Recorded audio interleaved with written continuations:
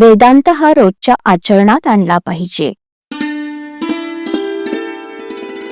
भगवंताची उपासना करणारे जे ऋषी असतात त्यांचं मन अशा एका अवस्थेमध्ये राहतं की त्या ठिकाणी परमात्मा सर्व काही करतो ही भावना स्पष्टपणे प्रकट होते.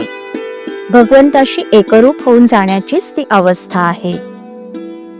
ऋषींचा मीपणा नष्ट झालेला असल्याने मी करतो, मी बोलतो, मी काव्य रचतो ही भावनाच त्यांना नसून परमात्मा करतो, परमात्मा बोलतो, परमात्मा मंत्र रचतो असा स्पष्ट आणि खरा अनुभव त्यांना येतो. या थोर अवस्थेमध्ये ऋषींच्या तोंडून वेदमंत्र बाहेर पडलेले असल्यामुळे ते मानवाची कृती करत नाहीत. वेद हे खरे अपौरुषेयच आहेत. घराच्या छपराखाली ज्याप्रमाणे सर्व लहान लहान खोल्या येतात त्याप्रमाणे वेदांतात इतर शास्त्रे येतात. वेदांताच्या गोष्टी किंवा ज्ञान हे पक्वान्नाच्या ज्ञानाप्रमाणे आहे. जो मनुष्य वेदांताचा नुसताच अभ्यास करतो त्याला त्यापासून फारसा फायदा होत नाही. वेदांत हा रोजच्या आचरणात आणला पाहिजे. खरं म्हणजे विद्वान लोक हा वेदांत अत्यंत कठीण करून जगाला उगीच फसवितात. मग सामान्य माणसाला वाटतं की अरे हा वेदांत आपल्यासाठी नाही.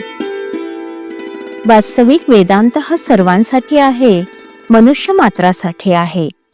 वेदांताशिवाय मनुष्याला जगताच येत नाही. आपले आकुंचित मन विशाल करणे, आपण स्वार्थी आहोत ते निस्वार्थी बनणे हेच खऱ्या वेदांताचे मर्म आहे. भगवंताच्या प्राप्तीचे नियम आणि व्यवहारातील वस्तू प्राप्त करून घेण्याचे नियम यांमध्ये फरक आहे. मनामध्ये वासना उत्पन्न झाली असता ती तृप्त करून घेण्यासाठी देहाची आणि वस्तूंची हालचाल करणं हा व्यवहार होय. सूक्ष्म वासना देहाच्या साह्याने जड बनणे हे व्यवहाराचे स्वरूप आहे. याच्या उलट भगवंत हा अत्यंत सूक्ष्म असल्यामुळे त्याची प्राप्ती करून घेणे म्हणजे जडामधून सूक्ष्माकडे जाणे आहे. तेव्हा भगवंताचे साधन हेही जडामधून सूक्ष्माकडे पोचविणारे असले पाहिजे. जड देहाशी संबंधित आणि सूक्ष्माशी निकट चिकटलेले असे साधन असेल तर ते एक नामच होय.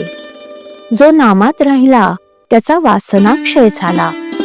पुष्कळ वेळा चांगले अधिकारी जीव एखाद्या लहानशा वासनेमुळे अडकून पडतात. मग ते अध्यात्मदृष्ट्या चांगल्या कुळामध्ये जन्म घेतात. तिथे त्यांची वासना तृप्त व्हायला वेळ लागत नाही, म्हणून ते लहानपणी जग सोडून जातात. त्यांच्या मृत्यूचं दुःख करणे बरोबर नाही. वासना ही दुसऱ्या कोणत्याही उपायांनी तृप्त होण्यासारखी नसून आपण जर भगवंताजवळ वास ठेवला तरच ती नष्ट होते. वासना नष्ट झाली की बुद्धी भगवत स्वरूपच होईल.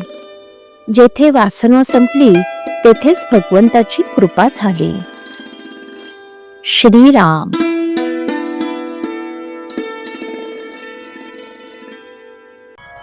श्रीराम जय राम जय जय राम. श्रीराम जय राम जय जय राम. श्रीराम जय राम जय जय राम. श्रीराम जय राम जय जय राम. श्रीराम जय राम जय जय राम. श्रीराम जय राम जय जय राम. श्रीराम जय राम जय जय राम. श्रीराम जय राम जय जय राम. श्रीराम जय राम जय जय राम.